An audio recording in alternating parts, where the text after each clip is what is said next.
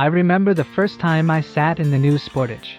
Everything felt bold, modern, even a bit wild. And then, right after, I climbed back into a Mazda CX-5.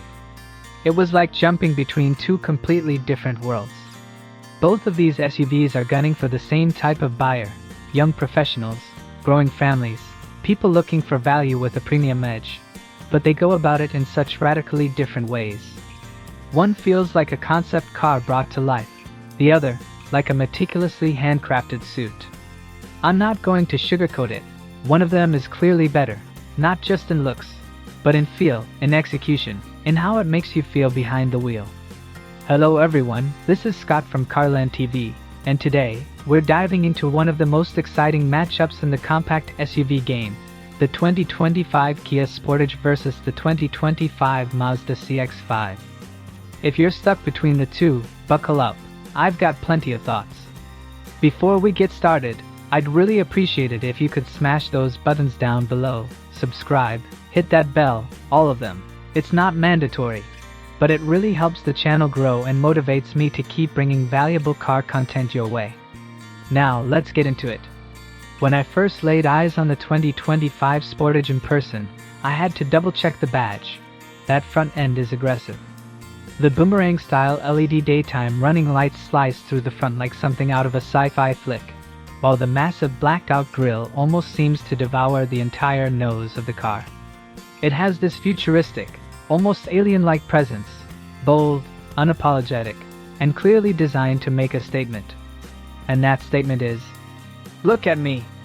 Whether you go with the rugged X-Line or the even more off-road-leaning X-Pro, the body creases, gloss black trim, rear spoiler, and beefy stance shout for attention.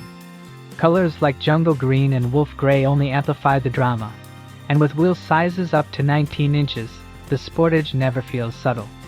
It's a love it or hate it design, and believe me, I've talked to buyers on both ends of that spectrum. Some adore its in-your-face personality, others say it's just too much. On the flip side, the CX-5 takes a totally different route. It's calm, poised, and purposeful. Mazda doesn't need dramatic angles or oversized grilles to turn heads. It does it with elegance. I've always said the CX-5 looks carved, not stamped. Mazda's Kodo design language is the real deal. Everything flows. There's no excess. Every line, every curve, feels intentional. The front grille is sleek and mature, framed by slim LED headlights with just the right amount of attitude. But what really sets it apart is the paint. Mazda's Soul Red Crystal under sunlight is simply stunning. It looks like it belongs on a luxury vehicle twice the price. Panel gaps are tight, shut lines are uniform, and everything feels like it was built with obsessive attention to detail. Even the way the taillights wrap into the fenders or how trim pieces follow the natural shape of the body. It's all so refined. The CX-5 doesn't scream for attention. It earns respect through timeless design. Park these two side by side and the difference is immediate. The Sportage is flashy. The CX-5 is classy. And that dichotomy extends into the cabin. The first time I slid into the driver's seat of the CX-5, I actually paused for a second. This doesn't feel like a $30,000 SUV. The materials are a cut above the segment. Soft touch panels, real stitching on the dash, and in top trims like the Signature, buttery smooth Nappa leather that feels luxurious to the touch. Even on lower trims, nothing feels cheap or phoned in. There's a simplicity and driver-focused layout that just feels right. Every button is exactly where it should be.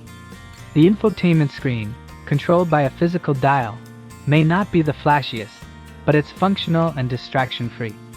The seating position wraps around the driver, offering a cocoon-like feel without being cramped. It's not just a car, it's a space that respects your time and focus behind the wheel. The seats are firmer than the Kia's, sure, but supportive, perfect for longer drives where comfort matters more than cushion. Rear legroom isn't class-leading, I'll admit that, but unless you've got basketball players in the back seat, it's more than adequate. Now, jumping into the Sportage, especially one of the higher-end SX Prestige trims, is like stepping into a spaceship. The dual 12.3-inch curved screen setup across the dash is nothing short of stunning. It stretches wide, giving the cabin an almost panoramic feel. The UI is sharp, modern, and responsive, and if you're someone who loves tech, this is going to impress. The Sportage wins in rear seat space, hands down. It's just roomier overall, especially if you're hauling around kids or adults on a regular basis. The seats are softer and more plush than the CX-5s, which some people prefer, though I found them to lack a bit of support after long drives. But here's where things get dicey: the controls. Kia uses a multifunction touch bar for both HVAC and audio, and while it looks sleek, it's too easy to fumble. More than once, I've turned on the radio while trying to change the temperature. It's a cool design feature, but not the most practical. Still, Kia has come a long way with their materials. There's less hard plastic, more padded surfaces, and better fit and finish overall. It doesn't quite reach Mazda's level of refinement, but it's a major step forward and absolutely competitive in the segment. So where does that leave us? Two compact SUVs, two different philosophies. One is a tech-heavy, design-forward machine that dares to be different. That's the Sportage. The other is a driver-focused, premium-feeling SUV that takes pride in subtlety and craftsmanship. That's the CX-5. You can't go wrong with either, but choosing between them is like choosing between an art gallery and a high-end lounge. They both aim to impress, but they do it in very different ways. Stay tuned, because in the next segment, we're going to put these two on the road and see how they really drive. You won't want to miss it. Even after a few minutes behind the wheel, the Mazda CX-5 still feels tighter and more refined. Once you start paying attention to how precisely the panels line up, how solid the buttons and knobs feel under your fingers, it becomes clear that Mazda's attention to detail is on another level. Sure, the Sportage is impressive, especially when it comes to tech, but the CX-5's interior gives off the unmistakable impression of being built by people who genuinely care about craftsmanship. Now, in terms of first impressions, the Kia Sportage definitely grabs more eyeballs the second you fire it up, particularly in SX Prestige or X Pro Prestige trims. That massive dual 12.3-inch curved screen setup dominates the dash. It looks futuristic, sleek, and legitimately upscale, with a crisp resolution that feels like it belongs in something costing 10 grand more. It wraps around the cabin in a way that feels immersive and high-end. Plus, Kia includes wireless Apple CarPlay and Android Auto on most trims, which is a major convenience. Believe me, I've heard that mentioned by more than a few shoppers who are cross-shopping these two. Mazda, on the other hand, takes a very different approach. The CX-5's layout is clean, minimalist, and purposefully distraction-free. It comes with a fixed 10.25-inch screen controlled by a rotary dial located down on the center console. Now, I'll admit, some folks aren't crazy about the lack of touchscreen functionality while driving. But once you get the hang of using the dial, it becomes second nature, and frankly, it's a lot safer when you're moving. You're not jabbing at tiny icons at 60 miles per hour. You're making intentional inputs with tactile feedback.